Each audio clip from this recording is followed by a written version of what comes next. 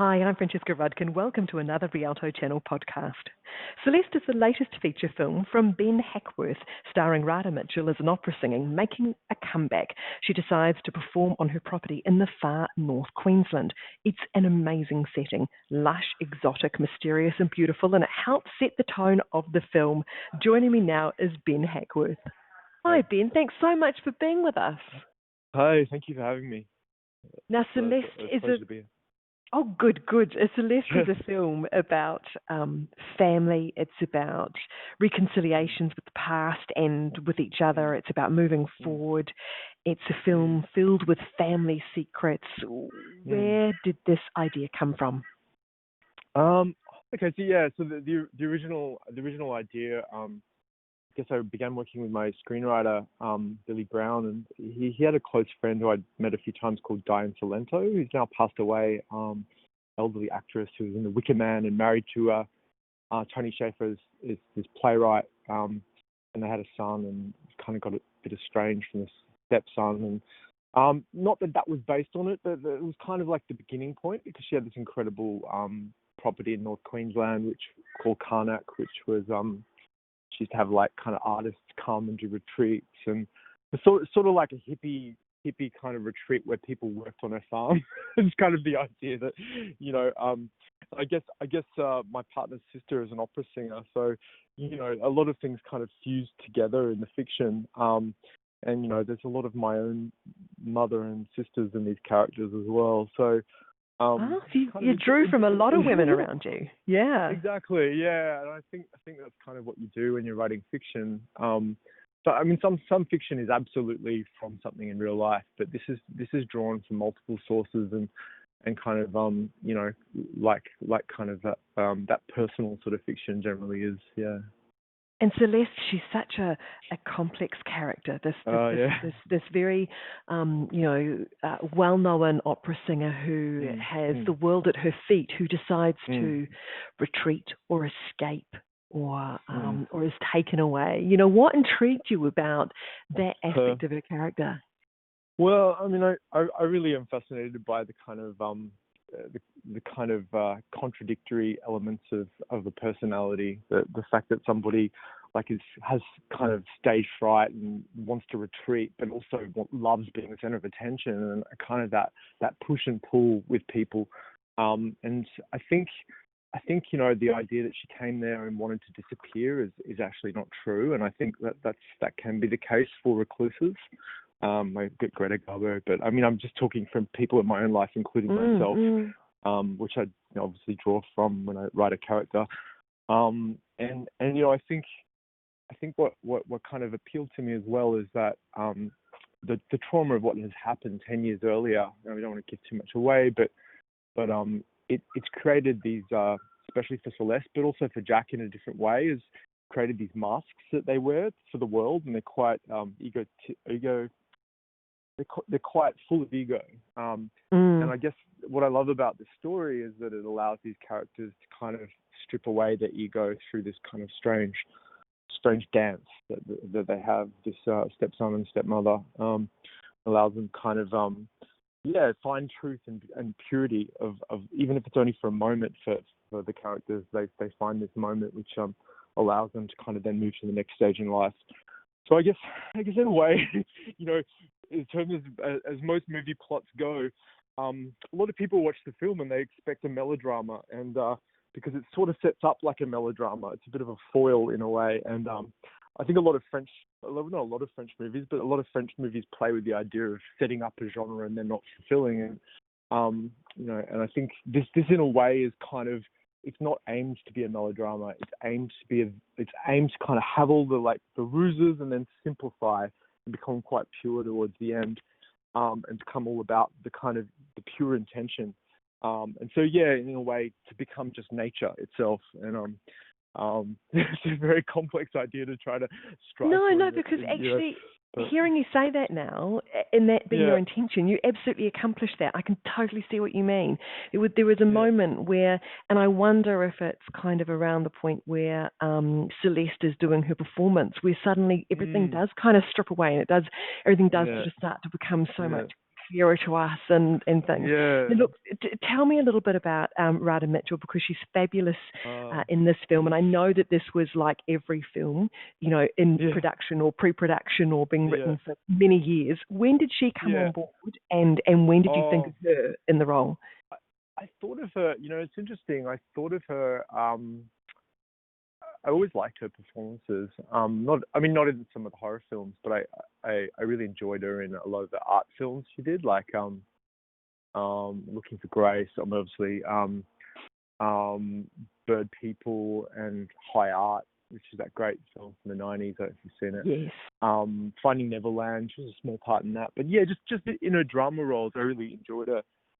This kind of interesting quality to her, where her face doesn't give away too much, and so that's what I really liked about her. It's not a big face actor like there's the face actors, and they're fabulous. Kate Blanchett, Essie Davis, and they do a lot. Toni Collette, they do a lot with their face to kind of clue you into what they're feeling. But Radha Mitchell, it's all underneath, and like Nicole Kidman, I suppose, is a bit like that too. And I really enjoy that sort of acting, because it allows you to kind of come up with your own interpretation sometimes based on the events, rather than tell you what the feeling is. And so I really kind of thought about that, and I proposed to my producer early on, and we just went down a path of casting an international person for a while, and finally I kind of got cold feet on that. A great international European actress we cast, and I got cold feet on it because I thought her English wasn't good enough, and just thought it might create a bit of a disconnect. And so in the last minute, kind of like 6 weeks before or something, we kind of, maybe 2 months before actually, we sent it out to Radha, and she was available. It had to be at this time, and it worked out. Wow, really well. You made that as stressful as possible for yourself, Ben. Yeah, it's funny when you're under the pump. Sometimes you just like I don't know. You make a decision that's like, no, this has got to be this way.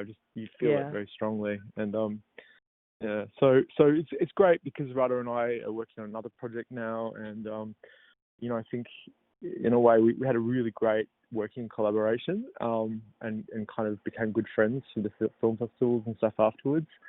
So it's kind of worked out well for me. I've got a new collaborator who I love working with. Excellent. Now tell me, did she sing herself? Is that her voice we hear? No, it's actually a Sydney, a woman who's her age, she's probably about in her 40s. Her name's Celeste Lazarenko, and she performs with Opera Australia, and she has a radio show on Classical FM, and she's lovely, and she was a family friend of Lisette. So, obviously, kind of in the kind of creation of script and the creation of character, and Lisette being my producer, obviously Celeste, it makes sense that I kind of went that way with choosing a name like Celeste. And it was kind of fortuitous that she happened to match Radha's voice. I didn't want to be influenced by that. Her name was Celeste, but I kind of meant to be. I was listening to a number of other voices from Opera Australia that they suggested, and they just didn't fit Radha, so it kind of worked. Yeah. Because it does look like, obviously Radha did a little bit of prep in how to be an opera singer, because you very much see that in her performance. Yeah, well, she was singing. The poor audience. She's actually got quite a good voice. So she was singing. No, Radha has quite a good voice, but obviously, like, singing opera is something different. And she's not trained, so she was singing with the recording, and so she had to sing live, because otherwise, and at full volume, because otherwise the chest and everything doesn't fit. So she had singing lessons, and it's kind of. I think there's even a point in the mix where that we combine her voice and Radha's voice just for a little tail off of a few moments. So it's interesting. Her voice is in there, and a few of the singing bits at the piano. Yeah. Now tell me about the location, because it's really incredible, and it informs so much of the tone and the feel and the atmosphere of this film. I mean, you feel like you're there. You feel the humidity. You sort of you start actually sort of slowing down a little bit like the characters, because of the sort of oppressive heat. It's an extraordinary location. Where is it, and how did you find it? So it's up near Innisfail, about 20 minutes south of Innisfail, and I was kind of looking for, just felt like I needed to go on a trip up there for the script and looking for locations, and I came across, because a friend told me about it, this kind of old weird tourist park that used to be a folly in the jungle, and they went there. It was winter and nobody was there, so it was kind of really perfect for me to imagine this film. It's funny, the owners agreed to like letting me shoot there straight away, because I wasn't going to write a script around it and not have permission. And so I said, oh, great, I'll start writing. And and little did I know, in the next 6 years or whatever, they'd become a huge tourist park. Suddenly they did some really good advertising and marketing and brought in tour groups. So it was interesting. We did have to do a lot of kind of adaptation of the space and taking down signs and making it feel like it was a bit more overgrown and kind of like just like we needed it to be. But yeah, it's kind of it like what you said about the heat. It's interesting because I don't know if it's intentional, but when you're shooting in late spring in northern Queensland, November, it's very hot and very, very muggy as well, to like 30 degrees and really humid, like 100% humidity. So you kind of you're unable to do anything but language. Yeah. If that makes sense. Yeah. I tried pushing the actors at first. For the first day, I was like, everything's getting a bit slow. I need to bring the tempo up, and I realized, actually, if I do that, the acting feels bad. You have to work with whatever the temperature and the heat is, because it really does influence the way our brain puts words together and thinks. So if the words are to come from a real place, they have to be in time with the weather. So I had to kind of relinquish. It's not going to be as kind of witty and fast, and it's going to be a little bit more laconic. Yeah, which is cool. It's being truthful to the land. And Ben, tell me a little bit about the reception to Celeste. Well, it's been interesting. There are, I could say categorically, the film is preferred by women, certainly women over 40, and also gay men, strangely enough. And I think it's because I don't want to say women and gay men, but they seem to be more in touch with subtext than a kind of lot of blokes. So a lot of blokes are kind of caught in that thing that Jack's caught in, which is like trauma. Oh, I can't do feeling. And so I think watching the film for them, there's not enough physical plot, so they get frustrated. And that includes film critics, like, so it's interesting. A lot of the film critics that really responded to it were younger film critics, like people from Sensitive Cinema and The Monthly, and they're more like in their, youngs in their 20s and 30s, and they're cinephiles. A lot of the older blokes, like David Stratton and stuff, didn't quite get it, I think. So it's interesting. It's kind of like, we did get some really great reviews and certainly audiences. Like I've had some audience members in festivals kind of be totally amazed by it. And then, and I think it's depending on your expectation. And certainly there's not many English speaking language films that play with genre in such a kind of defiant way. Like I said, it probably is more a French or European thing to kind of go, here's the genre, I'm going to not do it, whereas I think in the English language world, we expect genre to follow through a bit more. So yeah, I think it was an interesting lesson, and it kind of but for me, I feel proud of it, because I think it's an incredibly personal film, and I think it's it's very pure intentioned, and I think certainly wasn't being made to make money, or to kind of, but it was being made to kind of help people like look at the idea of like trauma and the way it kind of manifests in our personality, and how we can get stuck in syndrome around things, and just kind of how the strangest things, like something terrible, can actually help us unravel out of it. So it's sort of like life in a way has a way of helping us unravel from trauma.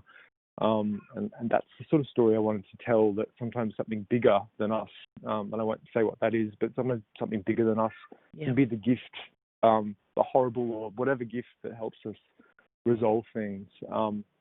Yeah, so in that way, it's not a kind of a narrative of this world. It's more like a kind of transcendental narrative. Yeah, and I think the world will catch up with it. Like I think in 10 years they'll go, I see what it's trying to do. But yeah, right now we're in this very very very afraid place in the world. So yeah, we are, aren't we? Yeah, no, very much. Yeah, Trump is not making it easy for us. Yeah. No, and pandemics and all sorts of things going on, aren't there? Yeah. Oh my God. Yeah. Yeah. Hey, Ben, can you tell me anything about your new project that you're working on with Radha, or is that still I can probably tell you it's about it's certainly a lot more genre. In that it kind of has a lot more physical acts in the film that you can kind of with high stakes that you can kind of go, oh my God, I can't believe that is happening. So it's about a woman who's a killer. It's set in a period of time in the Australian past, based on a true story, but a fiction version of it, and it's about her relationship with a younger man as well. So it's sort of interesting, and it kind of him being pulled into this kind of strange compulsion that she has. Yeah, it's really interesting. It's about kind of domestic servitude that was around in the 50s, and how difficult it was for women in poverty at that time. And yeah, I think it's going to be really interesting. So we've got a great screenwriter attached to it. This woman who I think is incredible. So I'm really excited to not be writing a script for once. Oh, well, Ben, it's been an absolute pleasure to talk to you. And Rialto Channel is thrilled that we're playing Celeste. It's playing on Friday, the 29th of May at 8:30. So, fantastic. Yes, wonderful to talk. I hope you like it, and there's a challenge for all the blokes to kind of get in touch with their feelings. Exactly. In this time when we're not all going out a lot, we're sort of keeping to ourselves a bit. We can all just sit at home and just relax into Celeste and enjoy that beautiful far north Queensland. Exactly. Yeah, thanks so much, Ben.